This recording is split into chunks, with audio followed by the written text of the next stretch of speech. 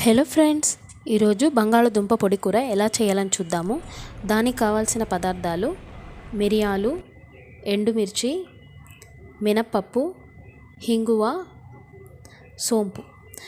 బాండ్లీలో నూనె లేకుండా మినపప్పు, మిరియాలు, ఎండుమిర్చిని వేయించాలి. ఇది చల్లారిన తర్వాత మిక్సీలో వేసి మెత్తగా గ్రైండ్ చేసుకోవాలి. సోంపుని కూడా ఇట్టే నూనె లేకుండా వేయించాలి.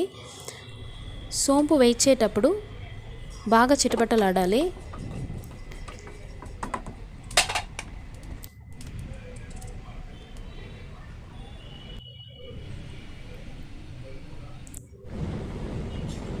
బాండ్లీలో కొద్దిగా నూనె వేసి ఆవాలు, మినపప్పు, కరివేపాకు తాలింపు వేయాలి.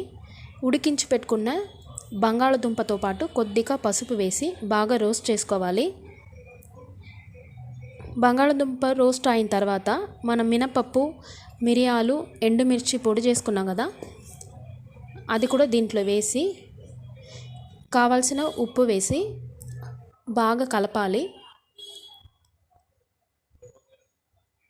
ఇవన్నీ రోస్ట్ అయిన తర్వాత స్టవ్ ఆఫ్ చేసుకొని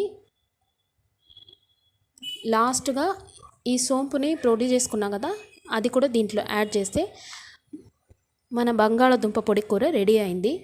మీరు కూడా ట్రై చేసి ఎలా ఉందని నాకు కమెంట్ చేయండి.